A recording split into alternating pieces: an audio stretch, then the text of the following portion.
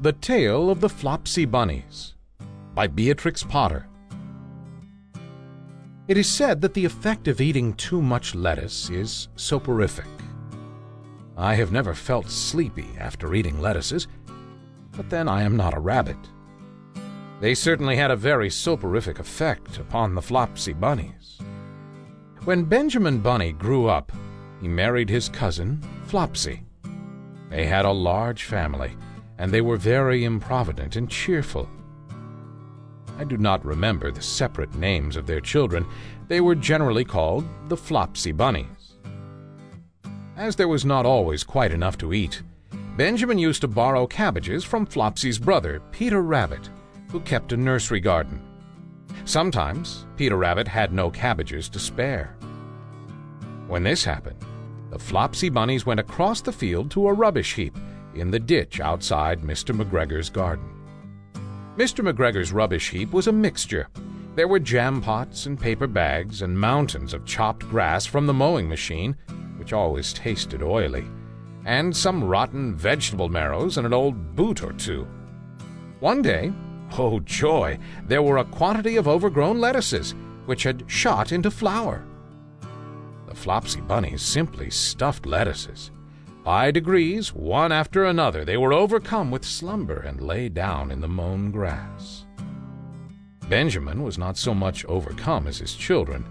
Before going to sleep, he was sufficiently wide awake to put a paper bag over his head to keep off the flies.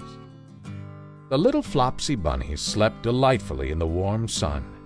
From the lawn beyond the garden came the distant clackety sound of the mowing machine. The bluebottles buzzed about the wall, and a little old mouse picked over the rubbish among the jam pots. I can tell you her name. She was called Thomasina Tittlemouse, a wood mouse with a long tail. She rustled across the paper bag and awakened Benjamin Bunny. The mouse apologized profusely and said that she knew Peter Rabbit. When she and Benjamin were talking close under the wall, they heard a heavy tread above their heads, and suddenly Mr. McGregor emptied out a sackful of lawn mowings right on top of the sleeping Flopsy Bunnies. Benjamin shrank down under his paper bag. The mouse hid in a jam pot. The little rabbits smiled sweetly in their sleep under the shower of grass. They did not awake because the lettuces had been so soporific. They dreamt that their mother Flopsy was tucking them up in a hay bed. Mr. McGregor looked down after emptying his sack. He saw some funny little brown tips of ears sticking up through the lawn mowings. He stared at them for some time. Presently, a fly settled on one of them, and it moved. Mr. McGregor climbed down onto the rubbish heap.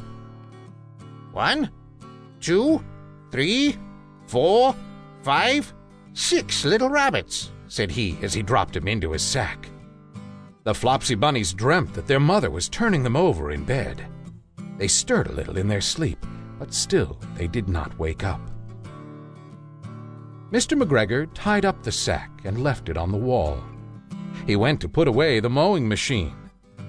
While he was gone, Mrs. Flopsy Bunny, who had remained at home, came across the field. She looked suspiciously at the sack and wondered where everybody was. Then the mouse came out of her jam pot, and Benjamin took the paper bag off his head, and they told the doleful tale. Benjamin and Flopsy were in despair. They could not undo the string. But Mrs. Tittlemouse was a resourceful person.